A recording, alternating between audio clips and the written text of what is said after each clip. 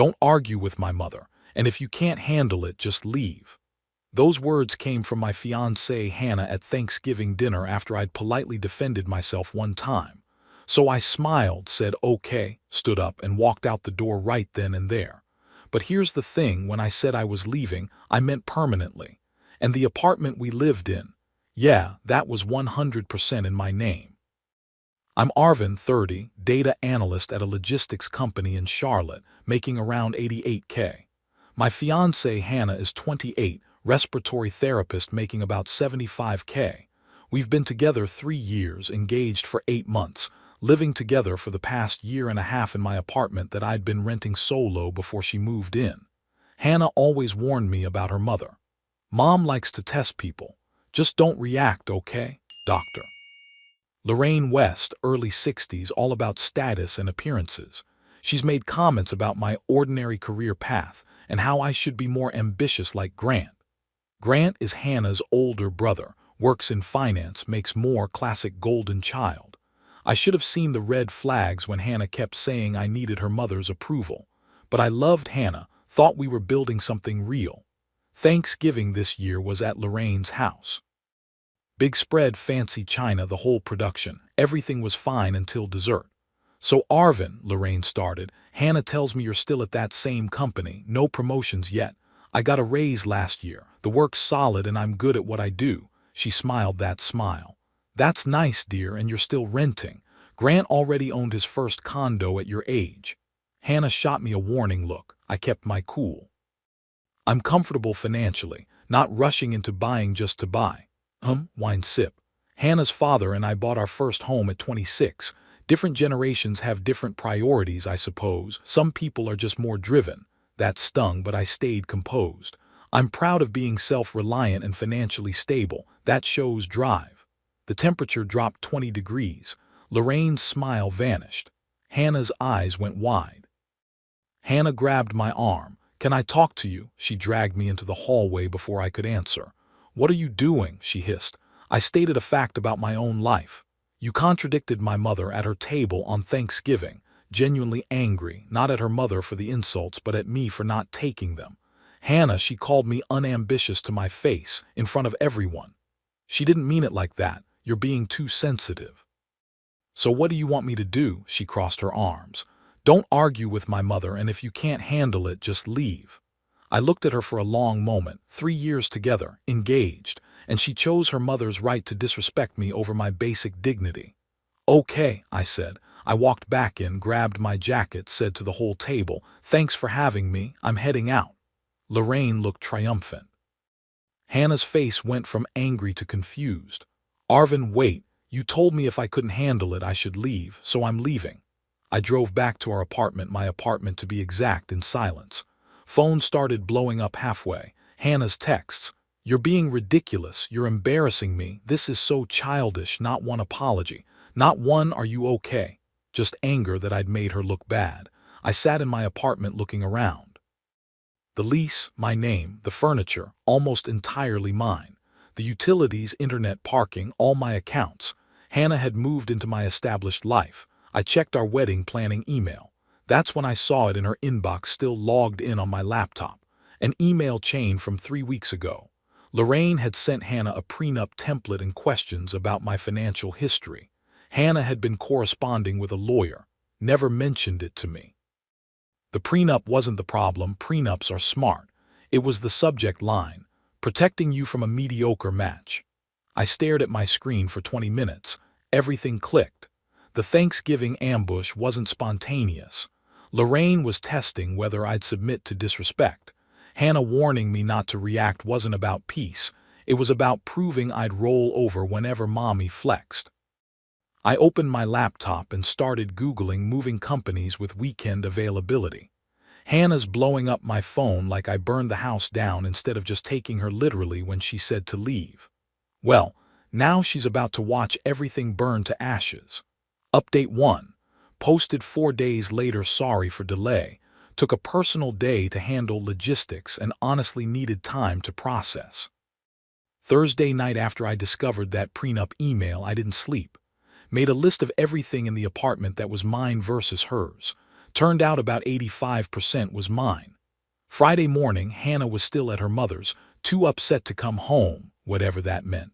I called out of work, called a moving company, found one that does last-minute jobs, cost extra but worth it. First, building management. Lady named Stephanie has handled our lease for 2 years. Asked about not renewing when lease was up in January. Straightforward, just needs 60-day notice. I gave it. Asked if Hannah was on the lease. Nope, my name and my name only. Has anyone else called about the apartment recently? Stephanie paused. Actually, yes. Tuesday morning, a woman called asking about tenant rights and changing locks. Said she was your fiancé's mother. I told her I could only discuss lease matters with the named tenant. Tuesday.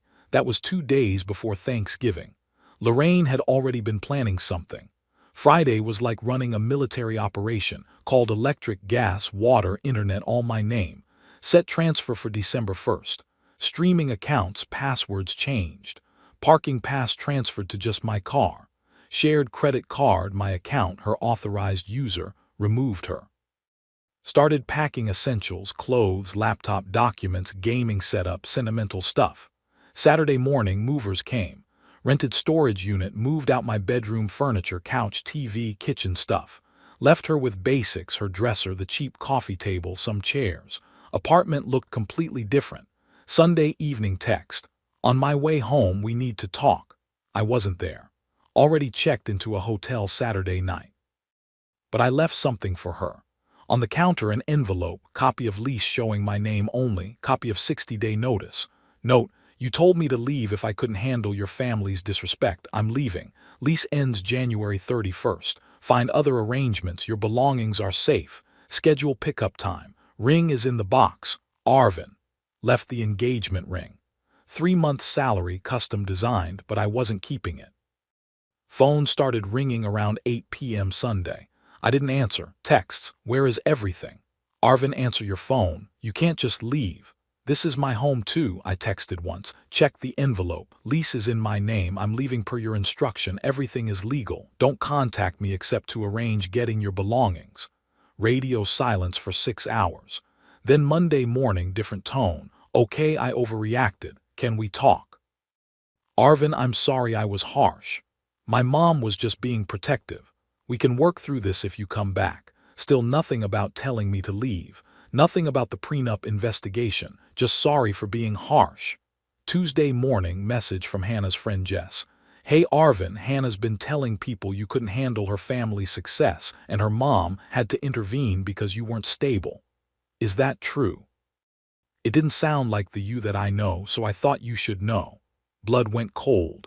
Hannah wasn't embarrassed her mother insulted me. She was embarrassed I didn't submit. Now she was rewriting the story to make me the unstable one. I forwarded Jess's message to Hannah. Tell the truth or I will. 5 minutes. You're threatening me now. I'm giving you a chance to be honest with our mutual friends. She called. I answered. Arvin, you abandoned me before the holidays. You told me to leave. I didn't mean literally. What did you mean then? Explain what just leave means, if not go away. She couldn't. She just kept saying I should have known she didn't mean it, that I was supposed to calm down and then come back and apologize to her mother. Apologize to Lorraine, the woman who called me mediocre and unambitious at her dinner table. Did you tell your friends I'm unstable? I asked. Silence. Did you tell them your mother had to intervene because I couldn't handle success? I was upset. Yes or no? Yes. But Arvin, I hung up before she could finish that sentence. Yesterday, I thought this was about standing up for myself. Now I'm realizing Hannah's family operates on this twisted power dynamic where someone has to be less than for everyone else to feel superior. And she wanted me to be that person, but I'm not even angry anymore, just tired and relieved, like I dodged something massive. Update 2, posted 5 days later. Wi-Fi at my new place just got installed, sorry for delay. Honestly needed a few days because what happened when Hannah returned was a lot. So, Tuesday evening, Hannah went back to the apartment after spending a few more days at her mom's place. I wasn't there. I was at my buddy Marcus's place helping him prep for his kid's birthday party, trying to stay busy. My phone started going off around 7 p.m. Arvin, where is the couch? Where is the bed? Did you take everything? The TV is gone. Even the dresser is gone. Then voice calls. About 12 of them. I let them ring. Then I texted back. Everything I owned before you moved in, I took.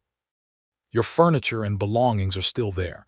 Lease ends January 31. I left instructions in the envelope. She called again. This time I answered. You can't do this to me. She was crying, but it was the angry kind. You can't just take everything and leave me with nothing. I wasn't doing anything to you. I just took my belongings from my apartment that I'm moving out of. Arvin, I can't afford this place alone. You know that. And there it was, not I'm sorry for how I treated you. Not can we fix this, just panic about money. You should have thought about that before you told me to leave, I said and hung up. Then the mother got involved. Of course she did. Wednesday morning my phone rang from a number I didn't have saved but recognized Lorraine's cell. I almost didn't answer. Curiosity got me. Arvin, this is Dr. West. We need to discuss your unacceptable behavior. Not hi, not even pretending at civility. I don't think we have anything to discuss, I said. You abandoned my daughter right before the holidays over a simple family disagreement. That's not how adults handle problems. Your daughter told me to leave. I left. I'm not sure what part of that confuses you. Don't be smart with me. Hannah is devastated. You've left her without a home. She has a home until January 31st, and the home she lived in was mine, which she seems to have forgotten. You're being petty and vindictive. A real man wouldn't tolerate being insulted at dinner and told to leave if he had a problem with it. Ma'am, I think we're done here. I hung up. My hand was shaking, not gonna lie. I've never spoken to someone's parent like that before, but damn, it felt necessary. Then yesterday, things escalated. I went back to the building to get my mail forwarded and ran into Stephanie from building management. She looked uncomfortable when she saw me. Arvin, hey, can we talk for a second? We stepped into her office. She pulled up something on her computer. Monday morning, the day before Thanksgiving, someone called asking very specific questions about your lease. A Dr. Lorraine West. She wanted to know if Hannah had any legal right to stay if you moved out. She asked about changing the locks. She asked if there were any loopholes to add someone to a lease retroactively. My stomach dropped. Monday, before Thanksgiving. Yes, I logged it because it felt odd. She was pretty pushy about it. I told her repeatedly I could only discuss account matters with you, but she kept pressing. She specifically asked, if my daughter's fiancé abandoned the apartment, could she stay? This wasn't a spontaneous Thanksgiving meltdown. This was planned. Lorraine had already been working on contingency plans for getting me out and keeping Hannah in my apartment. I thanked Stephanie and left. My head was spinning. The Thanksgiving insults were a test. If I'd submitted and apologized, I'd have proven I could be controlled. If I'd exploded and left, they probably had planned to use my absence as abandonment to keep Hannah in the apartment and push me out of my own lease. But I did the one thing they didn't expect. I left calmly and immediately started doing everything legally and correctly. They couldn't paint me as unstable if I was following all the proper procedures. That night, Hannah texted me. Can we please meet and talk? I miss you. I think we can fix this. I didn't respond for a few hours. Then, talk about what? About us, about the wedding, about fixing this. I know things got out of hand. What specifically got out of hand? My mom was too harsh and you got upset, but we can work through it if you're willing to try. Notice what's missing. Any acknowledgement that she told me to leave. Any apology for the prenup investigation. Any recognition that she's been telling people I'm unstable. I wrote back, I'm willing to talk on one condition. You tell me the truth about the prenup your mom was preparing and the lawyer you were emailing. Read receipt. 3 dots appeared and disappeared. Then, how did you see that? Your email was open on my laptop when I was checking our wedding email. You want to explain why your mother was preparing a prenup with the subject line, protecting you from a mediocre match. No response for an hour. Then, that was my mom's idea. I didn't agree with how she phrased it, but Arvin, prenups are normal, you're overreacting. Were you going to tell me about it?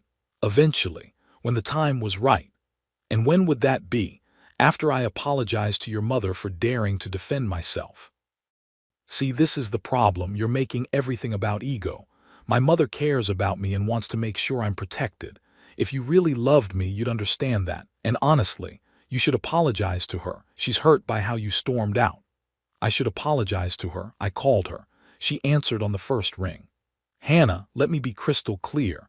I will not now or ever apologize to your mother for leaving after being disrespected.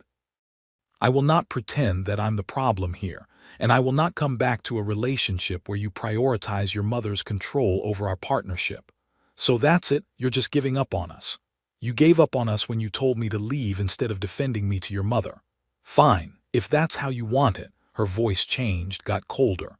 "You know what, Arvin? My family was right about you. You don't have what it takes. You're going to regret this when you're alone and I've moved on. I'd rather be alone than disrespected in my own relationship. Goodbye, Hannah." I hung up and blocked her number. But then, this morning, I found out something that made my blood boil. Hannah had written a long post on Facebook about how her fiancé abandoned her right before the holidays and left her homeless because he couldn't handle her family's success. She painted me as a jealous, controlling guy who isolated her and then kicked her out of our home because her mother asked normal questions about his career. I've got screenshots. The post has like 60 sympathetic comments. People I know, mutual friends, everyone thinking I'm some kind of monster. I'm sitting here staring at my phone and I'm realizing I need to protect myself here. She's building a narrative. If I don't say something, this becomes the truth everyone believes, so I'm making a decision. Tomorrow I'm sending one message to the people who matter, just the facts, just the proof. Hannah wants to make this public, fine, but the truth goes public too. Final update, posted 6 days later. Car broke down Tuesday, had to deal with that before I could update. Thanks for patience. Deep breath, here's how it ended. After seeing Hannah's Facebook post painting me as an abusive monster who made her homeless, I spent Monday night deciding what to do.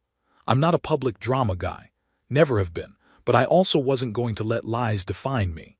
Tuesday morning, I sent one message to a small group: Hannah, Lorraine, Grant, Hannah's brother, and about 5 mutual friends who'd commented on her post. Just facts. No drama. I attached. Screenshot of Hannah's text: "Don't argue with my mother. And if you can't handle it, just leave." Screenshot of the prenup email chain with "protecting you from a mediocre match." Subject line: screenshot of Jess's message about Hannah calling me unstable copy of my lease, showing only my name, my message. I left because I was told to leave after being insulted. I removed my belongings from my apartment that I've rented alone for 4 years. I gave 60 days notice per the lease. I'm not abandoning anyone, I'm choosing self-respect. These are facts. I sent it and turned off my phone for 3 hours. When I turned it back on, my inbox was chaos. 2 of the mutual friends apologized immediately, said they didn't know the full story. One girl, Amy, sent, "Holy shit, Arvin, I'm so sorry. I had no idea she told you to leave." Grant, Hannah's brother, called me. I almost didn't answer. "Arvin, it's Grant. Can we talk?" "I don't think there's anything to say, man." "There is. Look, I need to tell you something I should have said at Thanksgiving." He sighed hard. "My mom did this to my ex-girlfriend 4 years ago. Different details, same pattern. She tested her, pushed her, waited for her to either submit or break. When my ex finally pushed back, my mom made her life hell until she left. I should have warned you. I should have stopped it. I'm sorry. I didn't know what to say. My mom has this thing," Grant continued, "where she needs to be the authority in her kids' relationships. If she can't control your partner, she makes you choose them or us. Hannah always chooses mom. Why didn't you say something?" "Because I'm a coward. I keep the peace by keeping my head down and my wife far away from family drama." "But you didn't deserve what happened. And Hannah knew exactly what she was doing when she told you to leave. That's the script. Give you an impossible situation, then blame you for how you react." We talked for 20 more minutes. Grant told me their dad divorced Lorraine years ago partly because of this behavior. He told me Hannah's last serious relationship ended the same way. Guy couldn't handle the family dynamics and bailaid. "You did the right thing leaving," Grant said. "I just wish I'd had your balls when it happened to me." After we hung up, I saw Hannah had posted a new message. Due to personal attacks and private matters being shared without consent, I'm taking a break from social media. Thank you to everyone who supported me." She deleted the original post. Lorraine tried calling twice Wednesday. I didn't answer. Then Thursday, something unexpected happened. Hannah's text came through from a number I didn't have blocked. "Can we meet in person, please? No parents, no friends, just us." Against my better judgment, I agreed. We met at a neutral coffee shop Friday afternoon. She looked tired, didn't have that put-together look she usually maintained. She sat down across from me and just stared at her coffee for a full minute before talking. "I'm not going to apologize for my mother," she said finally. "I didn't expect you to, but I should apologize for telling you to leave. I was angry and I wanted you to back down and you didn't, and I said something I didn't mean." "Did you really not mean it? Or did you mean it but didn't expect me to actually do it?" She looked up at me. "I thought you'd cool off and come back and we'd fix it like we always do." "Hannah, your mother called my property manager before Thanksgiving to ask about evicting me from my own apartment. Did you know that?" Her face went pale. "What? Monday before Thanksgiving. She was already planning how to get rid of me if I didn't fall in line. The whole dinner was a setup." "That's not. She wouldn't." "She did. I have the call log. This was never about Thanksgiving. This was about control." Hannah sat there processing. Then quietly, "She just wants what's best for me. And I didn't qualify as what's best. You would've if you just tried harder with her." There it was, the truth. I would have been acceptable if I'd been willing to be subordinate to Lorraine forever. "I need to ask you something," I said. "Did you love me? Or did you love the idea of getting married and I was available?" She looked like I'd slapped her. "That's not fair. Answer it." Long pause, then, "I don't know, I think I loved what we could have been if you'd been willing to compromise." "Compromise means both people give something up. You wanted me to give up my dignity while you gave up nothing." She started crying, not the angry crying from before, real tears. "I didn't mean for it to go this far. I just wanted everyone to get along. At my expense, always at my expense." We sat in silence for a while. She finished her coffee, wiped her eyes. "What happens now?" she asked. "You find a new place by end of January. We split whatever wedding deposits are refundable, eat the cost on the rest. You keep your stuff, I keep mine, we're done." Just like that. Hannah, it was just like that the moment you told me to leave. Everything after has just been the logistics. She nodded slowly, stood up. "For what it's worth, I hope you find someone who fits better with what you need. I hope you figure out what you actually want, separate from what your mother wants." She left. I sat there for another hour just processing. About a week later, Grant texted. "Mom tried spinning the story to her friends, said you were unstable and she protected Hannah. Someone showed them your receipts. Now half her circle thinks she sabotaged Hannah's relationship. She's furious but can't admit she's wrong." He added, "Hannah and I talked. She's seeing how Mom operates now. They're barely speaking. Mom's losing control of both her kids. Best thing that could have happened." I didn't respond, just saved it. Not my circus anymore. But yeah, there was some justice in Lorraine's manipulation catching up with her. Today's Saturday. I'm in my new apartment. It's smaller, quieter, cheaper. I've got my couch and TV, my gaming setups back in place. No photos of us on the walls. No wedding planning spreadsheets on my laptop. Just space. Next Thanksgiving I'm going to my buddy Marcus's place. His wife already invited me and promised no family drama, just good food and football. Maybe I'll meet someone eventually, maybe I won't. Either way, I'm good. They called me unambitious and mediocre because I didn't make enough money for Lorraine's standards. But I walked away because I'm rich in something they can't measure, self-respect. And that's worth more than any approval they could have given me. Thanks for coming on this ride with me, everyone. I'm out.